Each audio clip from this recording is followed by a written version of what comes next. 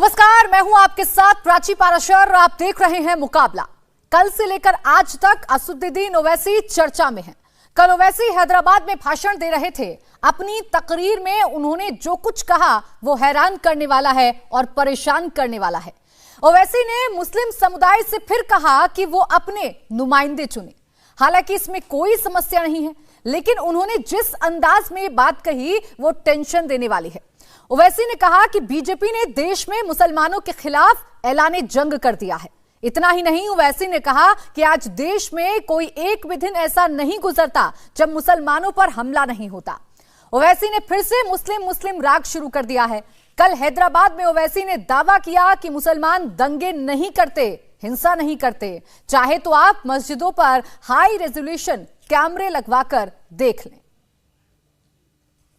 जहां तक मेरी आवाज अल्लाह के फजलो करम से पहुंचेगी, मैं ये बताना चाहूंगा कि अब किसी मजहब का जुलूस निकलेगा, चाहे वो मीलाद का जुलूस हो, गणेश का जुलूस हो, रामनवमी का जुलूस हो, हनुमान जयंती का जुलूस हो, जो प्रोसेशन निकलेगा, मेरी आप तमाम से गुजारिश है कि मस्जिद के ऊपर, दरगाह के ऊपर हाई रेजोल्यूट सीसीटीवी कैमरे लगाओ और उसको जब जुलूस जाएगा उसको फेसबुक पे लाइव टेलीकास्ट करना, ताकि दुनिया को मालूम हो जाना कि पत्थर कौन फेंका।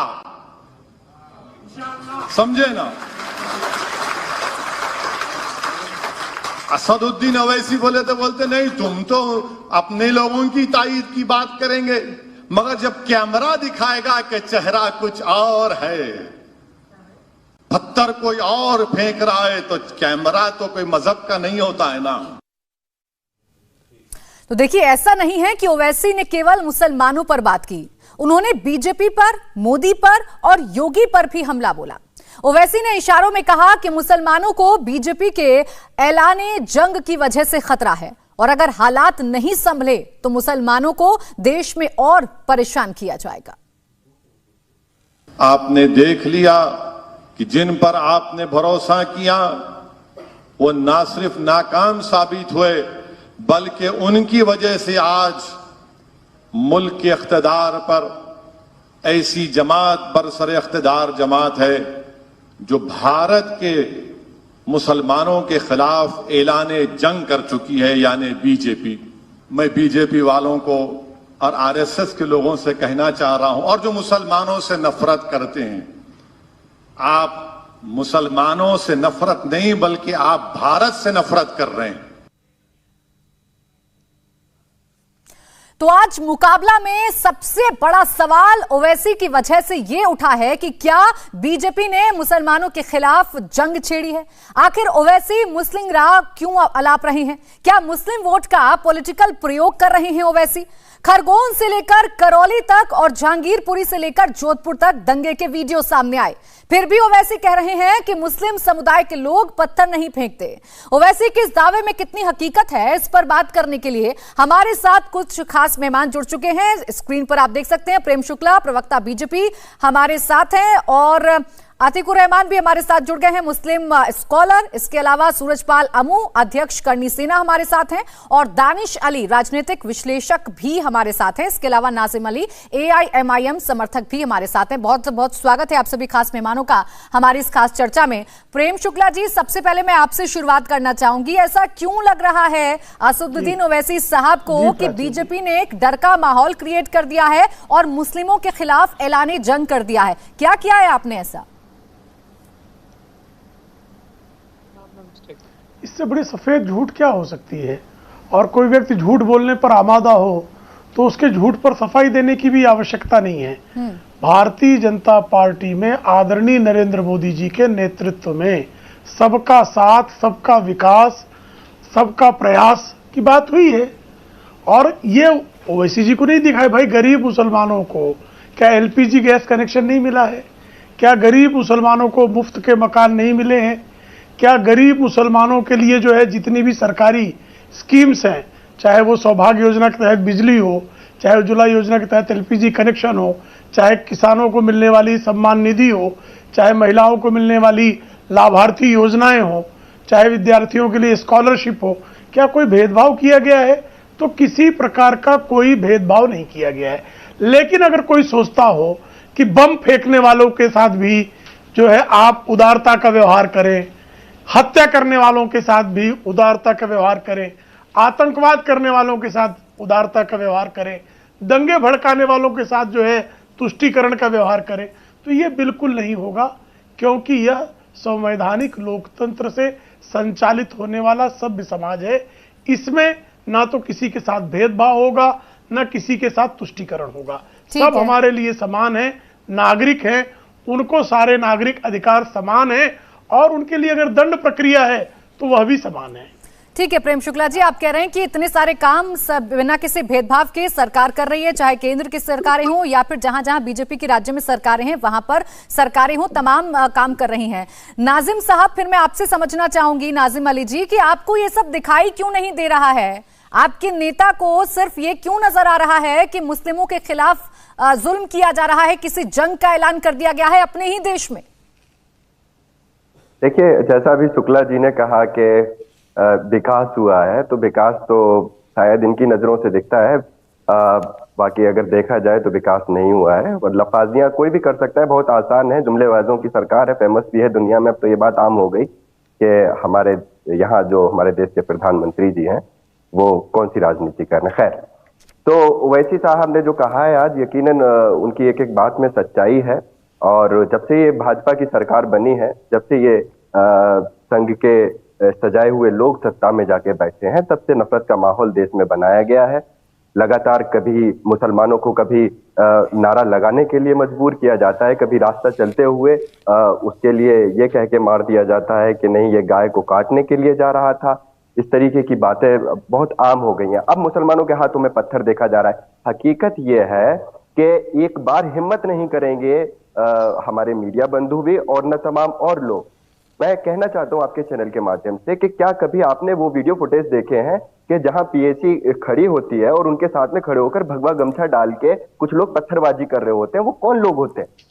नाजिम अली जी, देखिए, वीडियो सबने देखी भी है और सबको दिखाई भी है, तो ये तो आप तय नहीं करेंगे कि हमें वीडियो कैसे दिखानी और कैसे नहीं दिखानी है। एक चीज समझिए, आप उदाहरण दे दीजिए। अच्छा चलिए, ठीक है नाजिम अली जी, ठीक है नाजिम अली जी, आप ये कह रहे हैं कि डर का माहौल क्रिएट हो रहा है, मुस्लिमों के खिलाफ माहौल क्रिएट हो रहा है। उदाहरण दे दीजिए मुझे एक आध कोई ऐसा जिसमें लग रहा हो कि मुस्लिमों को दबाया जा रहा है या फिर उनके साथ कुछ ऐसा जुल्म किया जा रहा है। उदाहरण दे दीजिए जरा। जी, मैं बता तो रहा हूँ, लगातार मजबूर किया जा रहा है। तो मैं ये उदाहरण दीजिए ना। पाकिस्तान चले जाओ, ये मजबूर करना नहीं है तो और क्या है मैडम? उदाहरण दे दीजिए ना, कोई घटना बता दीजिए मुझे, मेरे दर्शकों को बता दीजिए ना। आप किसी को मजबूर कर रहे हैं, तुम्हें ये कहना होगा वरना पाकिस्तान चले जाओ, तुम्हें ये कहना होगा मार दिया। ये डर का माहौल नहीं तो और क्या है? उदाहरण कितने और, तबरेज, जुनैद, पहलू, रकबर, और कितने उदाहरण लेंगे और कितनी जाने दें हम? और कौन से सबूत होंगे आपकी नजरों में? वो जंग ऐलान कर रहे हैं नाजिम जी, तो आप भी इस देश को बांटने का काम कर रहे हैं। इतने बड़े नेता अगर ये कहें कि मुस्लिम रहनुमा को आप चुने, तो ये समाज को बांटने का काम है ना। ऐसे में आप आइए और शांति की अपील करिए। बड़े नेता से तो यही उम्मीद की जाएगी ना। बड़ी आबादी को, इस देश की दूसरी बड़ी आबादी देश के संविधान को फॉलो कर रही है। ठीक है, आप संविधान को फॉलो करते रहिए, बयान देते रहिए, समाज को बांटते रहिए। ठीक है, सूरजपाल अबू जी, ये किसकी तरफ इशारा किया जा रहा है कि कहा जा रहा है कि भगवा कपड़े में लोग आ जाते हैं, पत्थर फेंकते हैं और मजबूर करते हैं मुस्लिमों को? आ गई आपकी बात नाजिम अली जी? मैं फिर कहूंगा कि देश के प्रधानमंत्री, आपकी बात आ गई है सर, आपसे सवाल नहीं था बात की आज नाजिम, आपसे सवाल नहीं था। आज तो मुझे महसूस होने लगा है कि हिंदुस्तान में एक नए जिन्ना का अवतार, ये जो जनाब है हमारे मामू जान है जो बच्चों के, ये इन्होंने जिस प्रकार का आज जंग ऐलान किया है कि मुसलमानों एक हो जाओ, अपना लीडर चुनो। अरे तुमको उत्तर प्रदेश से भगाया लोगों ने जमानतें जब्त कर करके, तुमको अनेकों प्रदेशों से भगाया, बिहार से भगाया। जिस प्रकार के मुंगेरी लाल के हसीन सपने ओवैसी साहब देख रहे हैं, उनके सपने पूरे होने वाले नहीं हैं। और जिस प्रकार से वो कह रहे फेसबुक लाइव करो मस्जिद से करौली के अंदर भी पत्थर बरसाए गए, मस्जिद से जहांगीरपुरी के अंदर भी पत्थर बरसाए गए, अभी जोधपुर के अंदर 2 दिन पहले पूरी दुनिया ने देखा है। आप जिस प्रकार का देश के अंदर, जिस पर मैं बीच में नहीं बोला जनाब, बीच में नहीं बोला हुजूर चुप रहे, बोलने नहीं दूंगा आपको, मैं बीच में बोलने नहीं दूंगा, आप चुप रहिएगा। मैं बीच में नहीं बोला मैं आपको बता रहा हूं कि मंदिर से ऐलान हुआ। आज वो कहते हैं भाईजान के दूल्हे जान। अरे एक दलित की हत्या कर दी हैदराबाद में, ओवैसी के घर के बाहर। शर्म नहीं आई? उसके लिए 2 शब्द नहीं निकले और हमारे ऊपर टॉन्ट कैसे जा रहे हैं। हिंदुओं की सरेआम हत्या होगी, हिंदुओं के ऊपर पत्थर बरसाए जाएंगे और उल्टा हमसे कह रहे हैं कि हम गो हत्यारों को तो जनता नहीं, देश का कानून नहीं बख्शेगा। आज गो हत्यारों को पकड़ने के लिए हमें जरूरत नहीं कुछ करने की। देश के अंदर अलग अलग राज्यों में कानून बन चुके हैं और फिर भी अगर इस देश के अंदर रहना, देश का कानून और संविधान तो मानना पड़ेगा। इस देश का कानून मानना पड़ेगा। ये लोग हमें डराना चाह रहे हैं। कौन लोग हैं जो लोगों की? अरे तुम्हारे लोग हैं, तुम्हारे पालतू लोग हैं जो पाकिस्तान से पैसे खा रहे हैं। ये तुम्हारे लोग हैं जो देश में गाते हैं, देश का गाते हैं, पाकिस्तान का गाते हैं। बंद करिए। शर्म नहीं आती? चैनल पर, अरे नेशनल चैनल पर बैठे हो, भला मुसलमानों की बात आप करें और हम हिंदुस्तान की बात ना करें। हम हिंदुस्तान की बात ना करें। चलिए ठीक है, तुम्हारे बाप का देश नहीं है। 130 करोड़ और किसका नहीं तो आप तय नहीं करेंगे, ये आप तय नहीं करेंगे। हिंदुस्तान है और यहाँ पर तमाम जो कौम है वो मिलजुल कर रहती है और यही हिंदुस्तान की पहचान है। तो कोई ये तय नहीं करेगा कि कौन यहाँ का है और कौन यहाँ का नहीं है।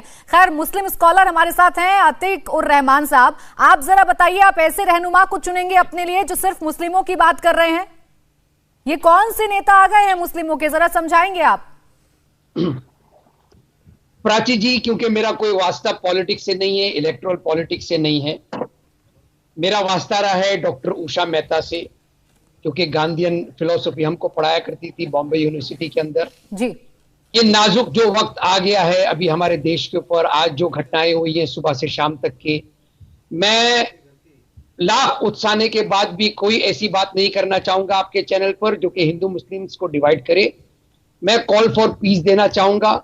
हिंदू मुस्लिम एकता जिंदाबाद है हमारे लिए, चाहे पॉलिटिकल पार्टीज कितना भी जोर लगा ले।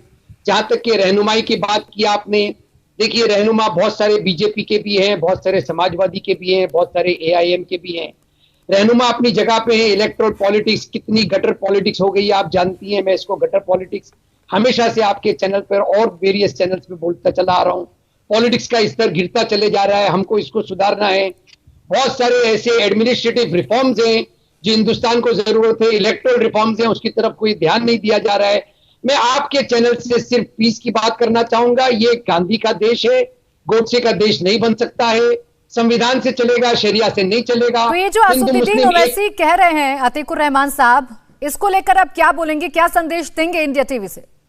जी, मैंने पूरी बात उनकी सुनी, एक दूसरे चैनल के ऊपर लाइव थे वो, मैंने पूरा इंटरव्यू सुना और मैं बहुत ध्यान से सुन के ये कोशिश कर रहा था कि कोई असंवैधानिक बात उनके मुंह से निकले। कोई असंवैधानिक बात नहीं थी प्राची जी। ठीक है, संवैधानिक बात नहीं थी, लेकिन वो मुस्लिम रहनुमा, मुस्लिम नुमाइंदे चुनने की बात जरूर कर रहे हैं। समाज में से बटराव नहीं होगा तो क्या होगा? अतीक उर रहमान साहब। खैर, दानिश जी आपके पास आऊंगी। आप जरा बताइए कि जो राजनीति इस वक्त कर रहे हैं असदुद्दीन ओवैसी साहब, इससे क्या समझ में आ रहा है? ये मुस्लिम मुस्लिम राग एक बार फिर से क्यों अलापने लगे हैं? देखिए, मैं आपको बोलूं, प्रशासन के और अदालत के नाम से जिस तरीके से आज बनारस में मस्जिद का सर्वे करने की बात आई है, मैं तो कल से पूछ रहा हूं तमाम जानकारों से, भारतीय जनता पार्टी के प्रवक्ता भी यहाँ बैठे हैं, वो मुझे ये समझा दें कि वहां के लोकल कोर्ट ने जो ऑर्डर दिया है वो किस कानून के मातहत दिया है। अगर 1951 का टेम्पल एक्ट ये कहता है कि जितने भी प्रोसीडिंग्स पेंडिंग है वो डिस्पोज ऑफ हो जाएंगे, नए कोई प्रोसीडिंग्स दिए नहीं जाएंगे 15 अगस्त 1947 के बाद, उसके पहले के जो भी हैं। फिर उसके बाद में इस तरीके का सर्वे के नाम पे ऑर्डर के बाद पुलिस, और पुलिस का उस पर घेर लेना, अगर ये यहाँ के अल्पसंख्यक समाज को डराना नहीं है तो और क्या है? ये यानी आप इत्तेफाक रख रहे हैं असदुद्दीन ओवैसी साहब की बातों पर?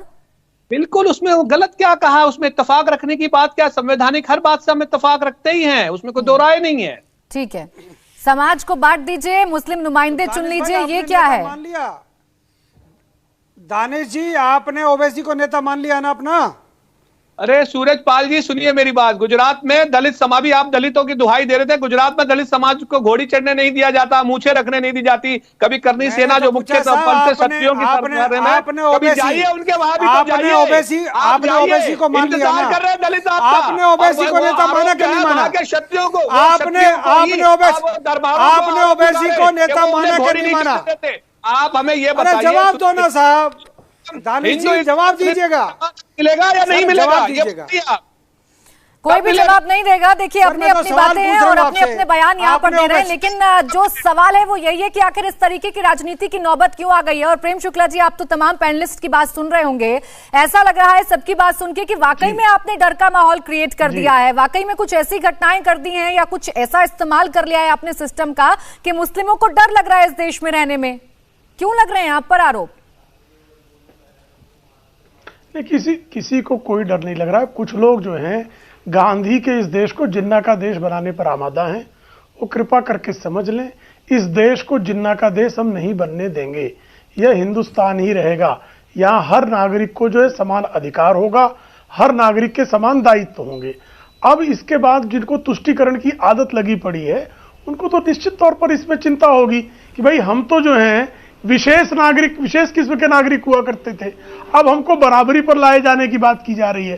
तो ऐसे लोग इस देश के शांतिप्रिय समुदाय के लोगों को भड़काने का प्रयास कर रहे हैं, लेकिन इस देश का शांतिप्रिय समाज ऐसे अशांति फैलाने वाले लोगों के चक्कर में नहीं आएगा। जैसे अभी उदाहरण के तौर पर अब ज्ञानवापी के मामले में अदालत का फैसला है, अदालत कह रही कि भाई सर्वेक्षण कर लो, तो सर्वेक्षण पर क्या आपत्ति है? और जो ये तर्क दे रहे हैं इस स्तर पर इलाहाबाद हाईकोर्ट में बाकायदा मुकदमा चल रहा है। और अगर अदालत कह रही सर्वेक्षण कर लो, आप कह रहे हैं कि स्थिति चेंज 1991 के बाद चूंकि एक कानून है उस कारण नहीं हो सकता, तो भाई साहब 2004 तक श्रृंगार गौरी में, 1991 से 2004 तक भी 13 वर्षों तक श्रृंगार गौरी में पूजा होती रही। मैंने स्वयं 1996 में श्रृंगार गौरी का अभिषेक किया, तो आपने अभिषेक रोक कैसे दिया? ये स्थिति बदली किसने, क्यों बदल दी? और आप कृपा करके समझ लीजिए कि श्रृंगार गौरी के मंदिर पर मस्जिद बनाई गई, इसके सीधे साफ प्रमाण दिखाई देते हैं। अगर मान लीजिए किसी की मस्जिद तोड़कर उसके जो है मलबे पर अगर मंदिर खड़ा कर दिया जाए, तो क्या मुसलमानों को उससे बहुत प्रसन्नता होगी? मुसलमान तालियां बजाएंगे कि वाह वाह बहुत बढ़िया, जय श्री राम का नारा लगाने लगेंगे?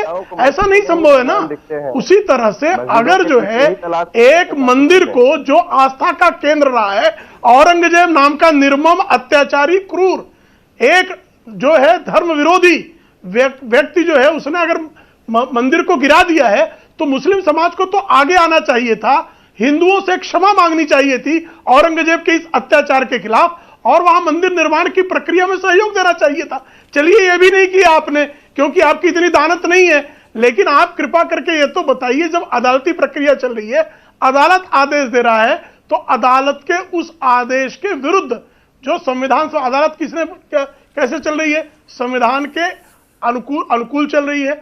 अब उस अदालत के आदेश का अनुपालन कराना वहां के अधिकारियों का जिम्मा है कि नहीं है?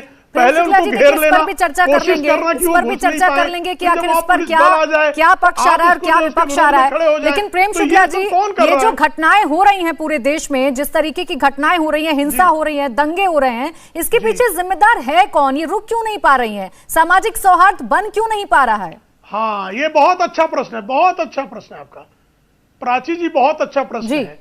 1947 से लेकर 2022 तक इस देश में जो भी सांप्रदायिक वारदात हुई, जिनकी भी जांच हुई, अधिकांश मामलों में जो इस देश में विभाजनवादी शक्तियां हैं, चाहे 1964 का जमशेदपुर का दंगा हो, चाहे 1979 का भागलपुर का दंगा हो, मेरठ का दंगा हो, मलियाना का दंगा हो, मुंबई का दंगा हो, सारे दंगों में, यहां तक कि गोधरा में आग लगाने में आईएसआई का हाथ था और बाकायदा उसमें लोग कन्विक्ट हुए हैं। लेकिन उसके बाद भी आज तक जो है किसी अतीकुर रहमान ने, नाजिम अली ने, दानिश ने माना क्या कि इसमें आईएसआई का हाथ होने पर कन्विक्शन सुप्रीम कोर्ट तक ने दिया है कि गोधरा में चूंकि उस समय भारत की सेनाएं जो है ऑपरेशन पराक्रम के तहत सीमाओं पर डटी हुई थी, सीमाओं से सेना वापस हो जाए, इसके लिए आईएसआई ने यहां के पार्षदों को मिलाकर मुस्लिम समाज को भड़काकर एक बोगी में आग लगाई और उसके कारण दंगा भड़का। ये सबके सामने। मुंबई में 1992 में दंगे किसने किए? 1993 में दंगे कैसे हुए, आऊंगी आपके पास 1993 में बम कांड किसने किया, संकट मोचन में बम किसने फोड़ा, रघुनाथ बम किसने फोड़ा, अक्षरधाम पर आतंकवादी हमला किसने किया, बॉम्बे हाईकोर्ट में किसने जो है आतंकी हमला किया, दिल्ली हाईकोर्ट में किसने आतंकी हमला किया, दंगे प्रेम शुक्ला जी अभी क्यों नहीं रुक पा रहे, अब तो आप केंद्र में हैं, किसने हमला किया। ये सारी एक शक्तियां, ये वही शक्तियां हैं जो आईएसआई के इशारे पर नाचती हैं, जो पाकिस्तान से आए पैसे के इशारे पर नाचती हैं, जो इस्लामी कट्टरता, आईसिस को कौन मदद करता है, अल-कायदा को कौन मदद करता है। इसी बीच बड़ी खबर मिल रही है, उसका रुख कर लेते हैं। ज्ञान व्यापी सर्वे को लेकर इस वक्त की बड़ी खबर, कोर्ट के आदेश के बावजूद मस्जिद में एंट्री नहीं मिली सर्वे टीम को। सर्वे टीम अब कोर्ट जाएगी। हिंदू पक्ष के वकील के मुताबिक, हिंदू पक्ष के वकील का आरोप है कि मुस्लिम पक्ष ने बैरिकेड लगाया है और आज भी सर्वे नहीं हो पाया है। इस वक्त की बड़ी खबर आपको बता रहे हैं, कल भी बैरिकेड के अंदर दाखिल नहीं हो पाई थी सर्वे की टीम। आज कमीशन की कार्रवाई शुरू हुई। कार्रवाई शुरू होने के बाद जब हम लोग बैरिकेडिंग तरफ आगे बढ़े तो अंदर बहुत से मुस्लिम आगे अंदर बैठे थे, वो बाहर आ गए, गेट पर आ गए और प्रशासन ने हमको अंदर जाने नहीं दिया, सहयोग नहीं किया, जिसकी वजह से आज आगे कार्रवाई नहीं हो पाई। अब कोर्ट में दरखास्त देंगे। तो आगे आपका क्या कानूनी रूप? कोर्ट में दरखास्त देंगे, अब कोर्ट जो दिशा निर्देश देगा उसके आधार पर आगे कार्रवाई होगी। तो क्या प्रशासन के खिलाफ भी कोई शिकायत करेंगे? विष्णु जी लगातार ये बात कल भी सामने आई थी कि प्रशासन साथ नहीं दिया, आज भी आप कह रहे हैं प्रशासन। देखिए, मैं सिर्फ इतना कह रहा हूँ, भारी मात्रा में मुस्लिम समाज के लोग बैरिकेडिंग के अंदर हैं और जब एडवोकेट कमिश्नर साहब बैरिकेडिंग के अंदर उन्होंने जाने की हम सबकी टीम के साथ कोशिश की तो अंदर नहीं जाने दिया गया। वो लोग दरवाजे पे आके खड़े हो गए और इसीलिए कमिश्नर साहब की कार्रवाई आज कंप्लीट नहीं हो पाई है। यही हमारा स्टेटमेंट है, इससे ज्यादा मैं नहीं क्या होगा अगर यही रुक रहा है, मुस्लिम जो बात है आप आगे क्या करेंगे? हम अपनी बात कोर्ट में कहेंगे। 9 तारीख को इस मामले की कोर्ट में सुनवाई है। हमारे जहाँ पे जो वकील हैं सब लोग अपनी बात कोर्ट में कहेंगे और उसके बाद आगे टाइम लिया जाएगा। अगर स्पेसिफिक ऑर्डर लेना तो स्पेसिफिक ऑर्डर लेंगे, पर मेरे हिसाब से ऑर्डर बहुत क्लियर था, कोर्ट का ऑर्डर बहुत क्लियर था बैरिकेडिंग के अंदर जाने का। उसके बाद भी उस ऑर्डर की कंप्लायंस नहीं हुई है। अब ये न्यायालय को देखना है, 9 तारीख के बाद ये न्यायालय देखेगी।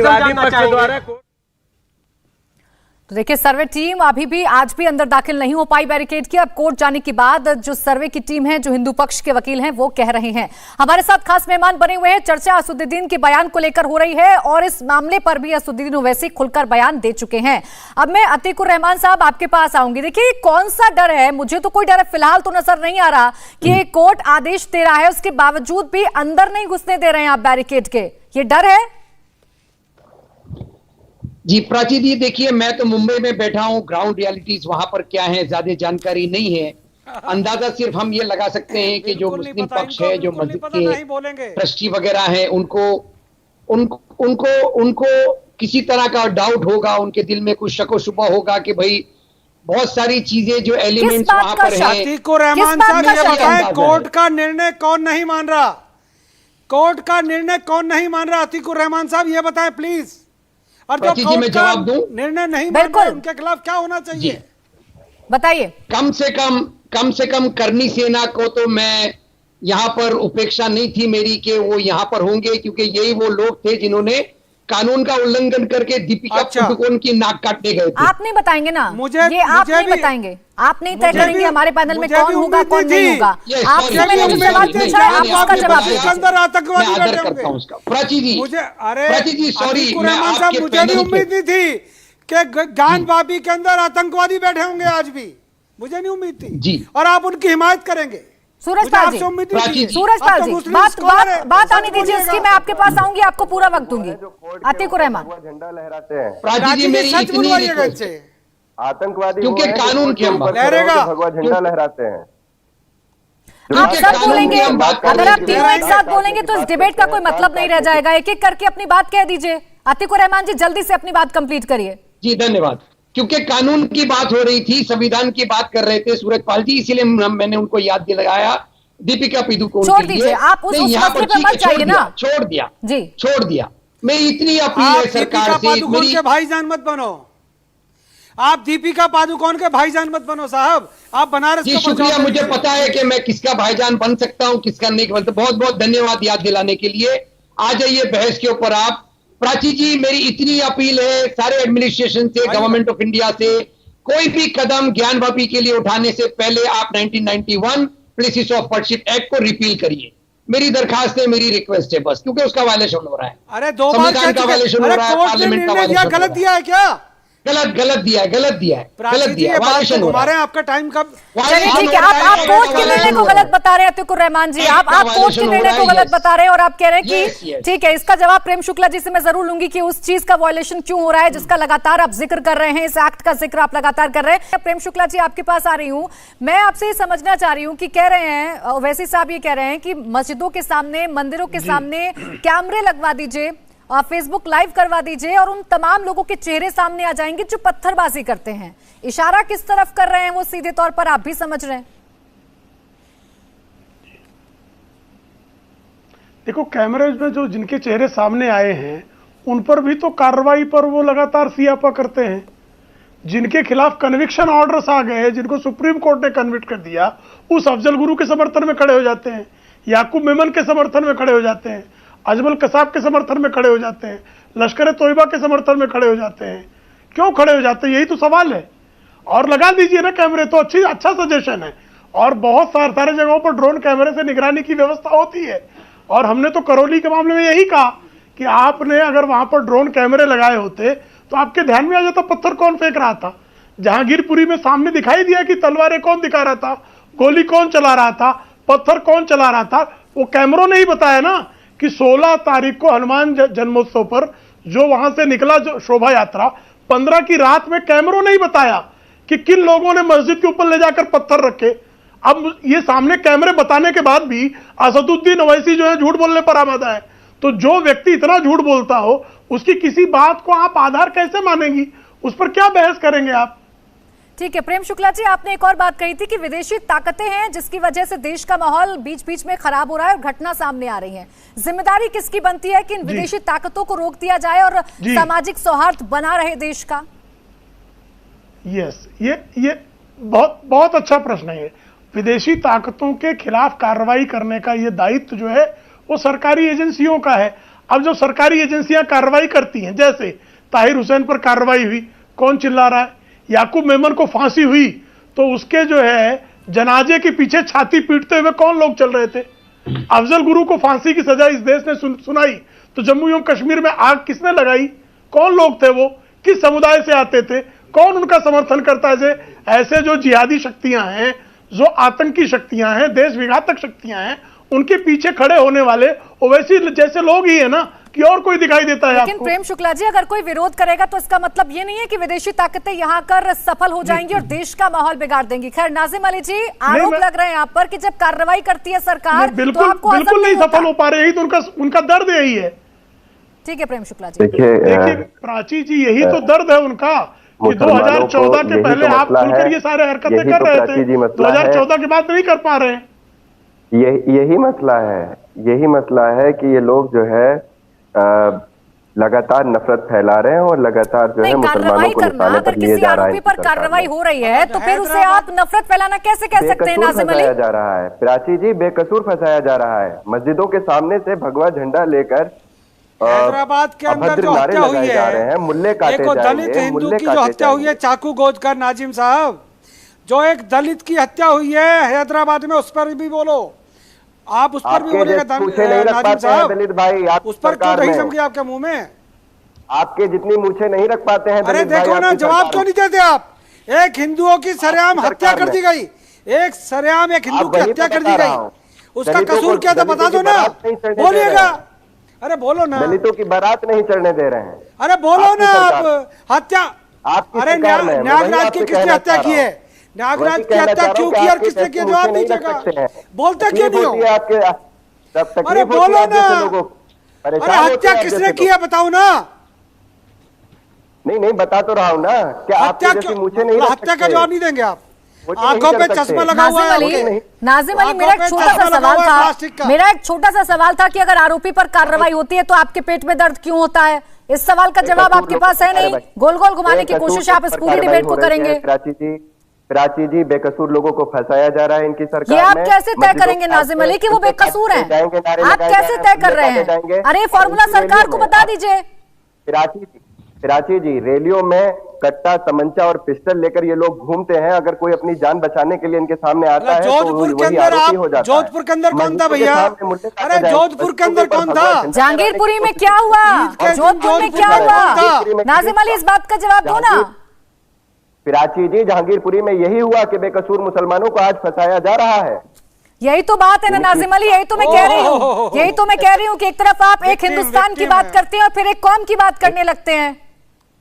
वही मैं ऐसे आप सामाजिक सौहार्द बना लेंगे क्या देश का, एक कौम की बात करके? समुदाय को फंसाया जा रहा है, मुसलमानों को फंसाया जा रहा है, और ये लोग हाथों में भगवा झंडा लेके जो चाहे। सूरजपाल जी, ये भगवा झंडे लेकर कौन सामाजिक सौहार्द बिगाड़ रहा है? जरा सवाल का जवाब दे दीजिए नाजिम अली के।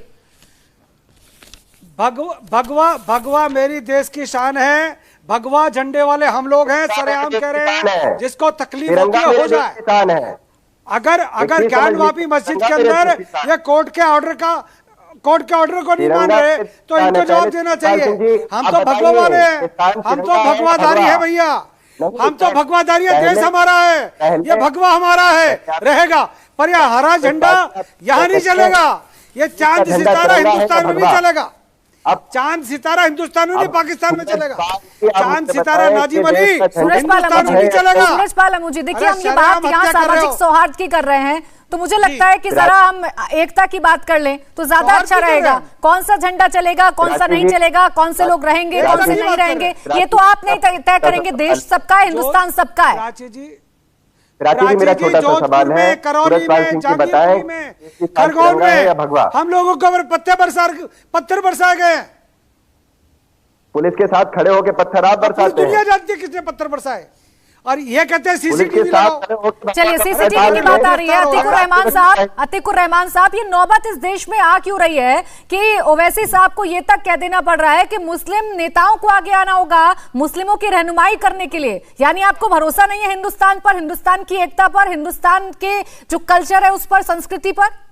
उसकी आजादी के बाद से नहीं, संविधान और कानून पर भी नहीं है इनको।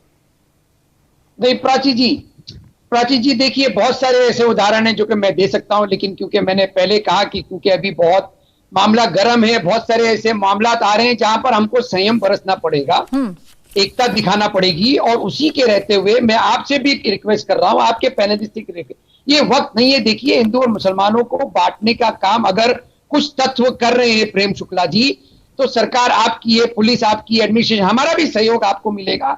लेकिन इन चीजों को, कड़वाहट को खत्म करने के लिए हमको कदम उठाना पड़ेंगे। क्या कदम उठाना पड़ेंगे? आप भी हमारी रहनुमाई करिए, ओवैसी जी भी करेंगे, लेकिन कहीं से कहीं तक के हमको इसको बिगड़ने, हालात को और बिगड़ने ना देने के लिए क्या कदम उठाए जाए? अतीक साहब मुसलमान की बात वो कर रहे हैं, अतीक साहब मुसलमानों की बात वो कर रहे हैं, मुसलमानों की रहनुमाई की बात वो कर रहे हैं। ओवैसी साहब आप बोल रही हैं जी। प्राची जी, ये बात मुझे नहीं समझ में आ रही है कि अगर एक मुसलमान या ओवैसी साहब रहनुमाई यानी लीडरशिप की बात कर रहे हैं तो उसमें दिक्कत क्या है? करिए ना लीडरशिप की बात। अतीकुर रहमान, आप समझ रहे हैं, आप लीडरशिप की बात करिए, लेकिन अगर आप एक पर्टिकुलर कौम को लेकर चलेंगे तो ये तो हिंदुस्तान नहीं है ना। नहीं, ये तो आए दिनों आप भी जानते हैं, मैं भी जानती हूँ हिंदुस्तान की परिभाषा क्या है। आप सब कौम की बात करिए ना। एक मुस्लिम नेता क्या सिर्फ एक मुस्लिम लोगों को ही लेकर आगे बढ़ेगा? नहीं प्राची जी ऑब्जेक्शन। देखिए, आए दिनों हम तो पैनल्स पे बैठते रहे हैं ये टीवी डिबेट्स के ऊपर। जो बीजेपी के स्पोक्स पर्सन होते हैं वो तो आमतौर पे ये बात कहते हैं हिंदू लीडरशिप या हिंदू एकता।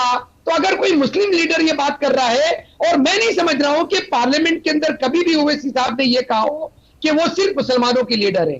वो कहते हैं अभी अगर पार्लियामेंट में मत कहिए, समाज में कहते रहिए, संदेश देते रहिए, समाज को बांटते रहिए, समाज को बांटते रहिए, और पकड़ लीजिए झुंझुना कि हम तो पार्लियामेंट में कुछ नहीं कहते हैं। खैर, प्रेम शुक्ला जी ये आरोप लगा रहे हैं कि आप भी तो हिंदू एकता की बात करते हैं, हिंदू लीडरशिप की बात करते हैं, अगर हमारे नेता ने कर दी तो क्या गलत है? देखिए, वो गलत बात कर रहे हैं। हमारा भारतीय जनता पार्टी का मूल मंत्र है सबका साथ, सबका विकास, सबका विश्वास, सबका प्रयास।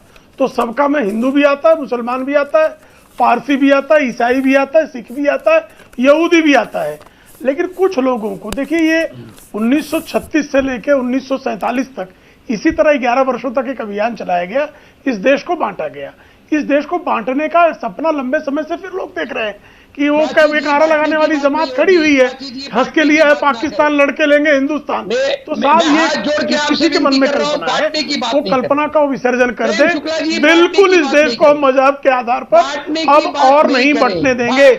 10 लाख निर्दोषों का कत्लेआम पाकिस्तान को बनाने के नाम पर किया गया।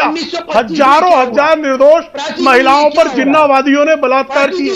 अतीकुर रहमान क्या हो गया? मैं तो आपके बीच में बोल नहीं रहा था, आप क्यों बीच में आपको उत्तर देने का अवसर देंगे? भाई एकता की ही बात कर रहा हूं मैं, अतीकुर रहमान, मैं एकता की ही बात कर रहा हूँ, अनेकता की बात तो आप कर रहे हैं। अतीकुर रहमान साहब, मैं एकता की ही बात कर रहा हूँ। सुन तो लीजिए, अभी तो आप कह रहे थे कि प्रेम शुक्ला सरकार में है, अभी तो आप कह रहे थे कि उनकी पार्टी सरकार में है, आप सहयोग करेंगे उनका। एक बार सुन तो लीजिए कि कौन सी एकता का पाठ वो पढ़ा रहे हैं। नहीं भाई, इतना व्यग्रता की क्या बात है? सुन लीजिए ना, क्योंकि गलत है। लीजिए, व्यग्रता की बात क्यों कर रहे हैं आप? वो बांटने की बात कर रहे हैं। अच्छा, तो आप बता दीजिए एकता की बात क्या है?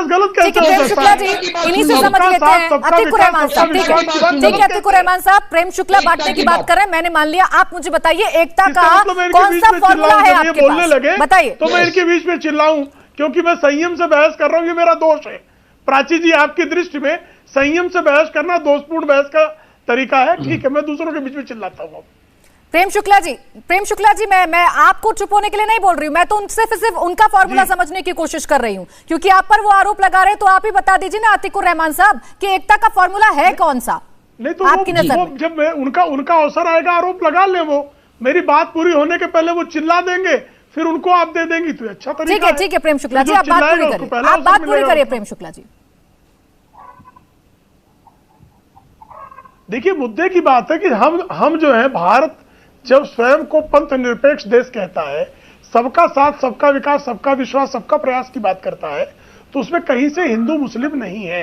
लेकिन एक इसके पहले इस तरह का सत्ता तंत्र रहा है जिसमें प्रधानमंत्री डॉक्टर मनमोहन सिंह खड़े होकर कहते थे कि इस देश के संसाधनों पर पहला अधिकार मुसलमानों का है।